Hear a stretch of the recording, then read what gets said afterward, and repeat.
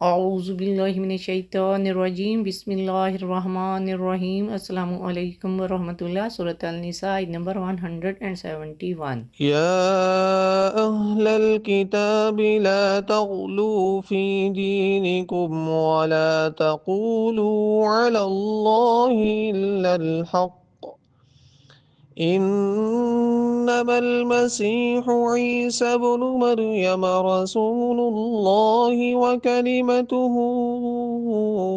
ألقاها إلى مريم وروح منه فآمنوا بالله ورسله ولا تقولوا ثلاثة انتهوا خيرا لكم إنما الله إله واحد سبحانه أن يكون له ولد له ما في السماوات وما في الأرض وكفى بالله وكيلا۔ اے اہل کتاب، تم اپنے دین میں حد سے زائد نہ بڑھو اور اللہ کی ذات میں سچ کے سوا کچھ نہ کہو۔ حقیقت صرف یہ ہے کہ مسیح عیسیٰ ابن مریم اللہ کا رسول اور اس کا کلمہ ہے جسے اس نے مریم کی طرف پہنچا دیا، اور اس کی طرف سے ایک روح ہے۔ بس تم اللہ اور اس کے رسولوں پر ایمان لاؤ اور مت کہو کہ معبود تین ہیں۔ اس عقیدہ سے باز آ جاؤ، یہ تمہارے لیے بہتر ہے۔ بے شک اللہ ہی یکتا اور معبود ہے، اور وہ اس سے پاک ہے کہ اس کے لیے کوئی اولاد ہو۔ سب کچھ اسی کا ہے، جو کچھ آسمانوں میں ہے اور جو کچھ زمین میں ہے، اور اللہ کا کارساز ہونا کافی ہے۔ تو جہاں پہ دین کے معاملہ میں افراد و زر تفرید سے بچنے کی ہدایت کی گئی ہے۔ سب سے پہلے ہم دیکھتے ہیں کہ غلب کیا ہے۔ غلب کا مطلب ہے کسی چیز کو اس کی حد سے بڑھا دینا، جیسے عیسائیوں نے حضرت عیسیٰ علیہ السلام اور ان کی والدہ کے بارے میں کہا، اور پھر انہیں رسالت و بندگی کے مقام سے اٹھا کر الوہیت کے مقام پر فائز کر دیا، اور ان کی اللہ کی طرح عبادت کرنے لگے۔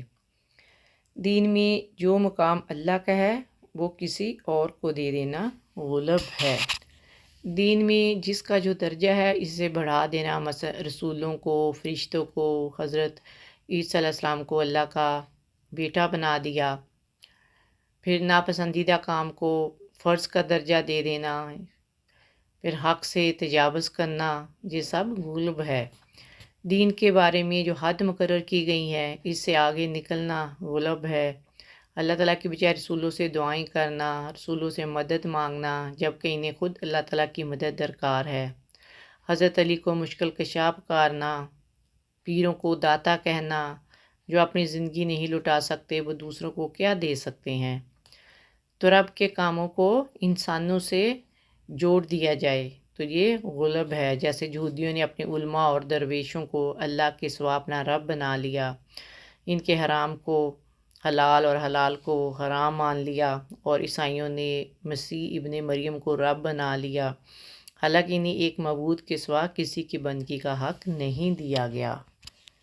تو جہاں بتایا جا رہا ہے کہ اللہ کی نسبت سے صرف حق بات ہی کہنی چاہیے، کیونکہ الہ صرف ایک ہے، اور اللہ تعالیٰ اولاد اور بیوی سے پاک ہے۔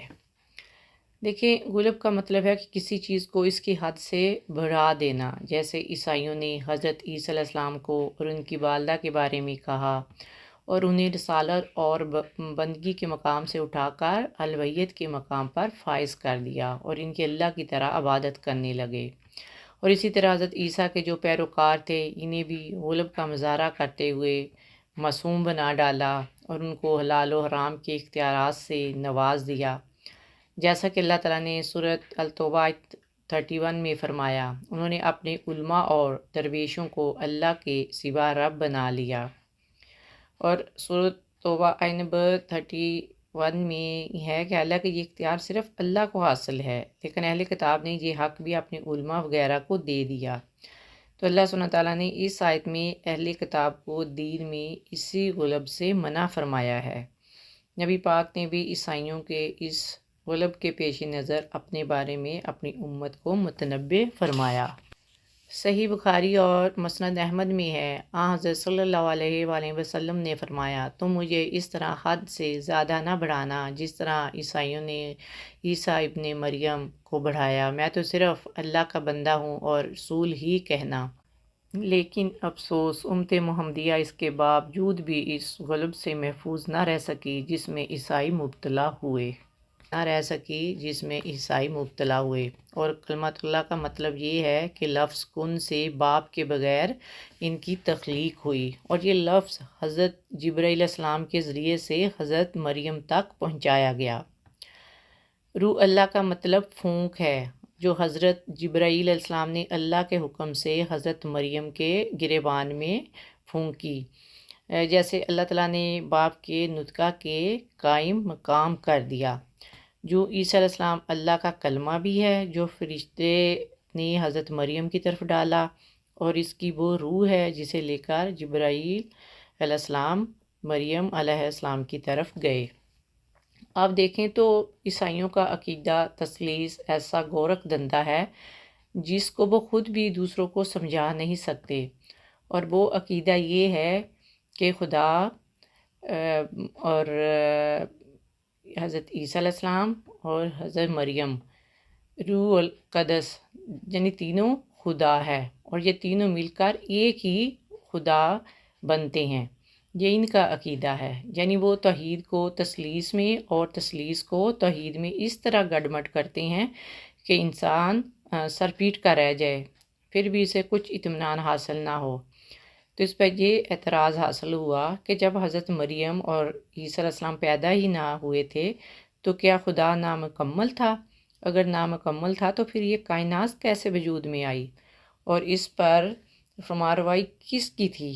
غرض اس عقیدہ کی اس قدر طویلیں پیش کی گئیں جس کی بنا پر عیسائی 200 فرقوں میں بٹ گئے۔ اس کا یہ عقیدہ باطل ہی رہا اور باطل ہی رہے گا، یعنی ان کا یہ جو عقیدہ تھا اب تک ہر کوئی سمجھنے سے قاصر ہے۔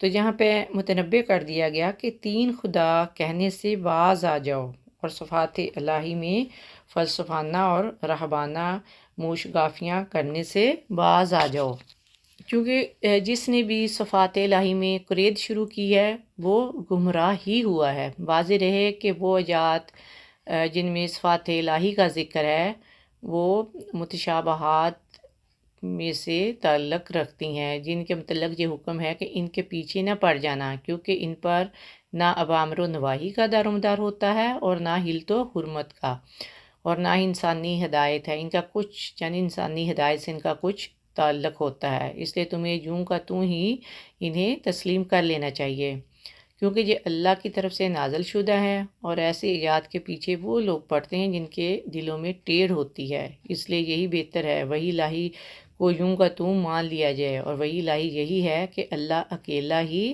الہ ہے، اسے کسی بیٹے کی ضرورت نہیں ہے، اور وہ ایسی باتوں سے پاک و صاف ہے، یعنی اللہ تعالیٰ ہر چیز کا مالک ہے اور ہر چیز اس کی مملوک ہے، اور اولاد مملوک نہیں ہوتی بلکہ ہمسر ہوتی ہے۔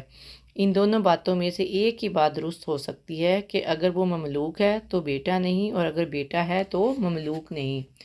اور جب اللہ تعالیٰ حضرت عیسیٰ علیہ السلام کی پیدائش سے پہلے ہی اکیلے کائنات کا پورا نظام چلا رہے تھے تو پھر اسے بیٹا بنانے کی ضرورت کیا پیش آئی؟ کچھ تو عقل سے کام لو۔ جب عیسیٰ کی پیدائش کی حقیقت معلوم ہو گئی اور یہ بھی معلوم ہو گیا کہ وہ اللہ کے رسول تھے تو پھر ایمان رکھو کہ اللہ اکیلا ہے، اس کی بیوی یا بیٹا نہیں، اور عیسیٰ اللہ کے بندے اور اس کے رسول تھے۔ تمام مخلوقات کے معاملات اللہ کے حوالے ہیں اور وہ ان سب سے بے نیاز ہے۔ تو یہ کیسے ہو سکتا ہے کہ وہ کسی کو اپنا بیٹا بنا لے؟ بیٹا تو اس کا ہوتا ہے جو عاجز، کمزور اور محتاج ہوتا ہے، تاکہ وہ اس کا قائم مقام بن سکے۔ اللہ سبحانہ وتعالیٰ ہمیں اپنی ربوبیت کو ماننے، صرف حق بات کہنے اور افراط و تفریق سے بچنے کی توفیق عطا فرمائے۔ آمین یا رب العالمین۔ السلام علیکم ورحمۃ اللہ وبرکاتہ۔